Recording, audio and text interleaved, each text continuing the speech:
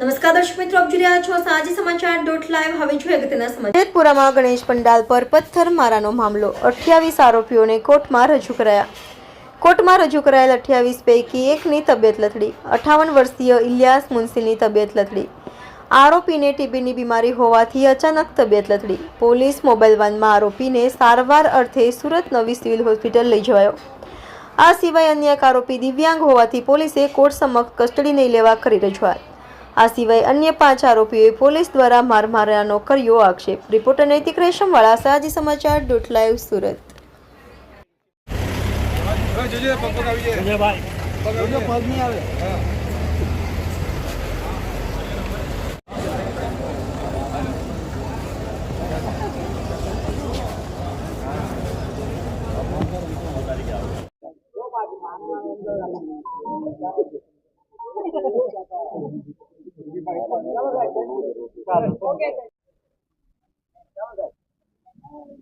जी sir, सूरत में जो 8 तारीख को एक घटना हुई, बहुत दुखद घटना थी।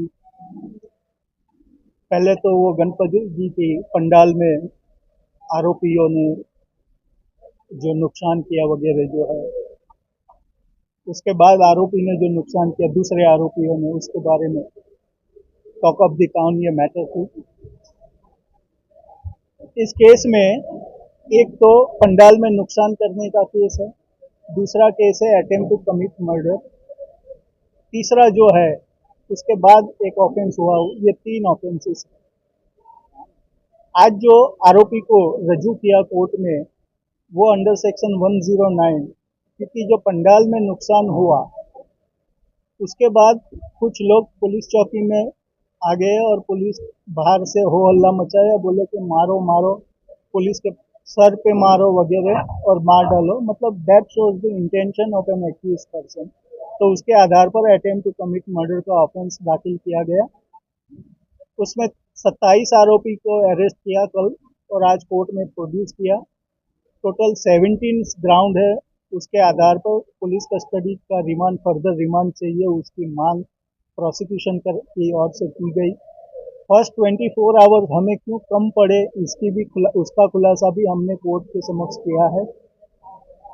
दोनों पक्षों में 3:30 बजे से मैटर चली, अभी 7 बजे दोनों पक्षों की दलील खत्म हुई। अभी मैटर जो है वो ऑर्डर के ऊपर है। पुलिस ने कुल 14 दिन का रिमांड मांगा। उसमें ये जो पूरा घटना घटी है उसमें और कौन कौन आदमी है, कौन कौन आरोपी है, उसकी छानबीन करनी है। वेपन्स के बारे में छानबीन करनी है, उसकी पहचान शिनाख्त करनी है, वो भी है वन ऑफ द ग्राउंड। तो कुल 17 ग्राउंड के आधार पर पुलिस ने रिमांड की मांग की है। हमने वहां तक बोला है कोर्ट में कि दिस इज अदर साइड में कुछ पॉलिटिकल इश्यू के बारे में भी दलीलें की गई। हमने कोर्ट में बोला कि this is a court of law, ये पॉलिटिकल मुद्दा नहीं है, पॉलिटिकल ग्राउंड नहीं है। पुलिस ने कोई पिक एंड चूज नहीं किया। पुलिस के पास जो भी एविडेंस था वो एविडेंस के आधार पर उसने प्राइमा फेसी एविडेंस के आधार पर अरेस्ट किया। अदर साइड से ये भी बोला गया कि हमारे पास ये क्लिप है, वो क्लिप है, तो हमने बोला वो you can submit that clip before the police.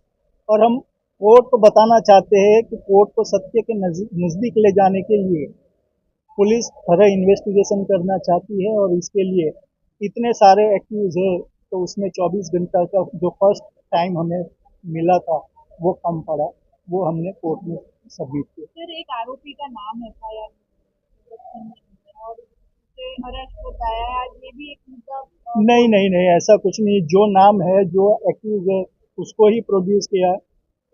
जो आदमी था, जो एक आदमी था, उसके तपास के दौरान ऐसा पाया गया कि वो इसके अंदर नहीं है, तो उसको नोटिस देके जाने दिया है। अभी तपास बाकी है और वही दिखाता है, पुलिस का वही एक्ट दिखाता है कि पुलिस कोई पिक एंड चूज नहीं करती है। जो जिसका इन्वॉल्वमेंट नहीं है उसको अरेस्ट करके नहीं लाई है, उसको नोटिस दिया है, फिर भी वो फ्री नहीं है।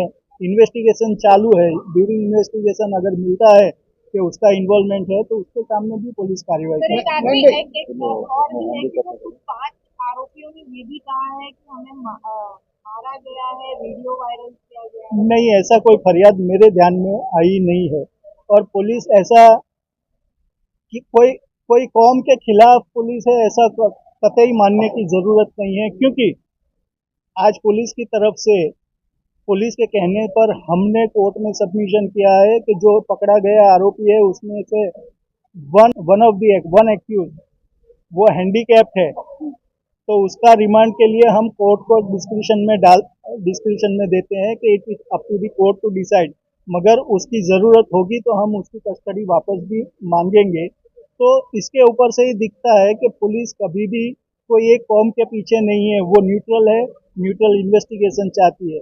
तभी वो बोले कि जो हैंडीकैप है उसके लिए अभी रिमांड के लिए हम बाकी रखते हैं, ऐसा करके बताया है। नहीं भाई, अपने आप कॉन्स्पिरसी है, वो तपास चालू है, मैटर चालू है उसका, पूर्व कावत इन्वेस्टिगेशन चालू है, मैटर इन्वेस्टिगेशन।